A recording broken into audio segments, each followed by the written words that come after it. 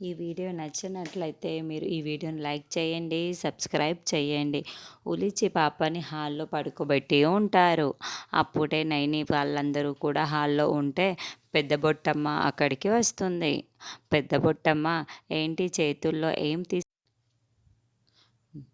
అడుగుతూ ప్రశ్నిస్తూ ఉంటే అప్పుడు పెద్ద బొట్టమ్మ లక్ష్మీపురంలో నాగలక్ష్మి అనే అమ్మవారి గుడి దగ్గర ఉండే పసుపును తీసుకువచ్చాను నైని అని ఆకులో తాను తీసుకువచ్చిన పసుపు పొడిని చూపిస్తూ ఉంటుంది.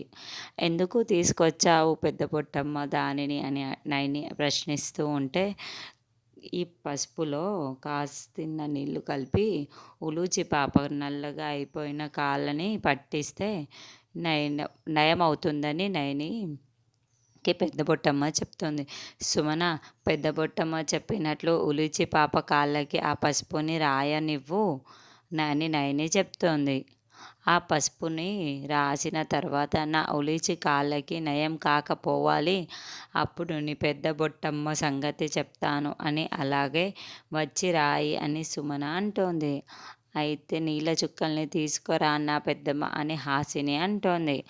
అలాగే తీసుకురా హాసిని అని పెద్ద బొట్టమ్మ ఉలిచి కాళ్ళ దగ్గరకు వచ్చి కూర్చొని ఉంటుంది. అప్పుడే హాసిని వాటర్ తీసుకువచ్చి ఇవ్వడంతో ఆ పసుపులో వాటర్ని కాస్త కలిపేసి ఆ పసుపుని ఉలిచి కాళ్ళకి పెద్ద బొట్టమ్మ రాస్తూ ఉంటుంది. రాసిన వెంటనే నయమైపోతుందా పెద్దమ్మ అని తిలోత్తమ్మ ప్రశ్నిస్తూ ఉంటుంది.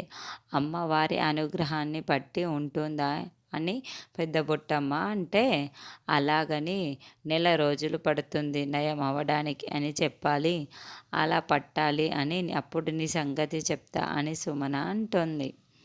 నువ్వు రాసిన వెంటనే నా ఉలిచి కాళ్ళు నయమైపోవాలి అని, అలా కాకపోవాలి అని సుమన వార్నింగ్ ఇస్తూ ఉంటుంది. అయితే పెద్ద బొట్టమ్మ ఉలిచి పాప కాళ్ళకి పసుపు రాసేస్తూ ఉంటుంది. ఉన్నట్లుండి దురంధర ఆ కాళ్ళని చూసి కెవ్వుమని కేక పెడుతూ ఉంటుంది. ఎందుకు దురంధర అలా కేక పెడుతుంది అని దురంధర వైపుకు చూస్తూ ఉంటారు. అయితే దురంధర ఉలిచి కాళ్ళ వైపుకు చూస్తూ ఉండటంతో మళ్ళీ అందరూ ఉలిచి కాళ్ళ వైపుకు చూస్తూ ఉంటారు.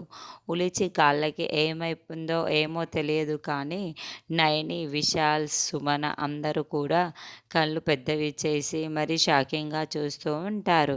ఇక హాసిని అయితే రెండు చేతులు నోటికి అటుగా ఇటుగా పెట్టుకొని అంత షాకింగ్గా చూస్తూ ఉంటుంది.